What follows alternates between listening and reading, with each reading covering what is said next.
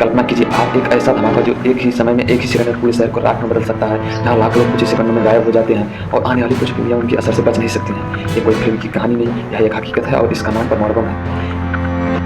Friend, welcome back to my YouTube channel. Friends, आज हम आप सभी को बताते हैं परमाणु बम की एक रोचक कहानी, जिसके पीछे बड़े बड़े लोग जैसे ईरान देश आदि मिडिल ईस्ट में आज इसी को लेकर एक भीषण बवाल बना हुआ है।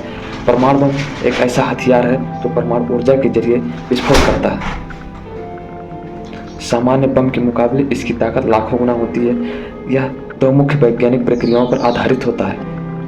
पहला नाभिकीय विखंडन, दूसरा नाभिकीय संलयन।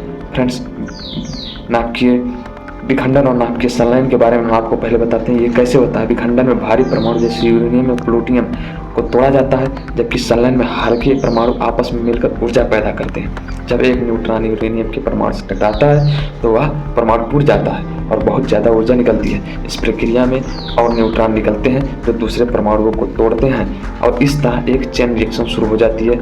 यह चेन रिएक्शन कुछ माइक्रोसेकंड से शुरू होकर कुछ मिनटों का समय लेती है और यह माइक्रो सेकंड और मिनटों में ही एक बहुत बड़े विस्फोट का कारण बन जाता है, जिससे पूरी दुनिया हिल सकती है।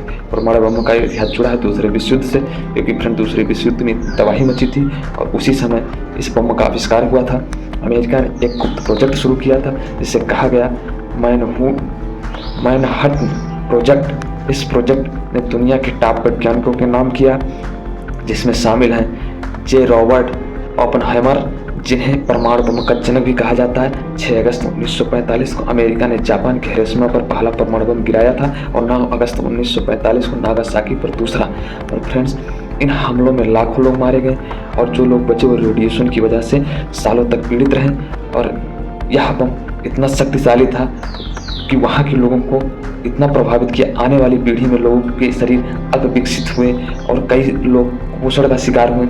और फ्रेंड्स, यह एक इतनी खतरनाक बीमारी है, इतनी खतरनाक रेडिएशन हो जाता है जिससे लोग बीमार होते हैं, मरते हैं। लोगों को फ्रेंड्स एक एक करके हम सभी को बताते हैं। पहले स्टेज में फ्रेंड्स जब ब्लास्ट होता है परमाणु बम, तो विस्फोट इतना शक्तिशाली होता है कि इमारतें, सड़कें और इंसान सब कुछ 8-10 किलोमीटर कुछ रेडियस में जितना शक्ति का परमाणु बम रहता है उतने कुछ रेडियस में वो सब भाप बन के गल जाती, पिघल जाती हैं। और दूसरा फ्रेंड्स हीट वेव आता है, तापमान सूरज से ज़्यादा होता है जो सब कुछ जलाकर राख कर देता है। तीसरे स्टेज में फ्रेंड्स रेडिएशन होता है। यह सबसे खतरनाक असर होता है। रेडिएशन से कैंसर, जन्मदोष और कई सारी गंभीर बीमारियां होती हैं। लोगों में सेक्सुअल ट्रांसमिशन डिजीज हो जाती हैं, कई सारी चीज़ें होती हैं जिससे फ्रेंड्स लोगों का जीवन अस्त व्यस्त हो जाता है। और चौथा पर्यावरणीय असर, मिट्टी, पानी, हवा सब दूषित हो जाती है, जिसका असर कई पीढ़ियों तक आता है। सब में रेडिएशन के पार्टिकल फैल जाते हैं। आज कई देश पर परमाणु बम हथियार हैं, जैसे अमेरिका, चीन, रूस, भारत, पाकिस्तान आदि। इन हथियारों की मौजूदगी दुनिया में डर का संतुलन, बैलेंस बनाए रखती है, लेकिन अगर कभी इनका इस्तेमाल हुआ तो पूरी मानवता के लिए विनाशकारी हो सकती है। और फिर परमाणु बम होना भी जरूरी है, क्योंकि आज आप सभी लोगों ने देखा होगा जिस तरीके से ईरान के ऊपर लोगों ने प्रेशर बना के रख दिया है। आज बिना किसी नोटिस के, बिना किसी कारणवश अमेरिका ने जाके ईरान पर हमला कर दिया। आज किसी को नहीं पता है कि ईरान पर हमला क्यों हुआ, ईरान इजराइल पर क्यों हमले कर रहा है, इजराइल ईरान पर क्यों हमले कर रहा है। किसी को कुछ नहीं पता कौन किसको मार रहा है, क्यों मार रहा है, ना कोई पूछने वाला, ना कोई कहने वाला। फ्रेंड्स, सिर्फ वही वजह, अगर आज भारत के पास भी परमाणु बम नहीं होता, सलाम है हमारे देश के उस युवक को जिन्होंने परमाणु बम बना के हमें दिया है, जिससे फ्रेंड्स आज हम ही लोग सुरक्षित हैं। और परमाणु बम से पूरी तरह से बचाव करना लगभग असंभव है, लेकिन कुछ हद तक इससे सुरक्षित रहा जा सकता है, जिसको मैं आपको पहला फ्रेंड्स अंडरग्राउंड शेल्टर। आपको अंडरग्राउंड शेल्टर बनाना होगा, कंक्रीट वॉल बनानी होगी, जिसके अंदर आप काफ़ी हद तक सुरक्षित रह सकते हैं। रेडिएशन से बचाव के उपाय करना चाहिए और आपातकालीन योजनाओं से जुड़नी जानकारी जरूरी।